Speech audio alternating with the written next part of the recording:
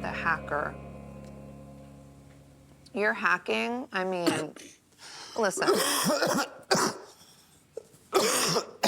Yeah, I'm stressed out. I pray you don't do this on dates. Like, it What is what it dates? is with me, but like, it's disgusting. Why don't we go on a date so you can see what it's like? You and me? Yeah, so you get to practice, and then when you meet Scott? somebody... I'm just gonna be honest with you. If I went on a date with anyone that hacked the way you did, I would leave during the date. Like, I can't handle that if I'm dating someone. I'm trying to get rid of it for you.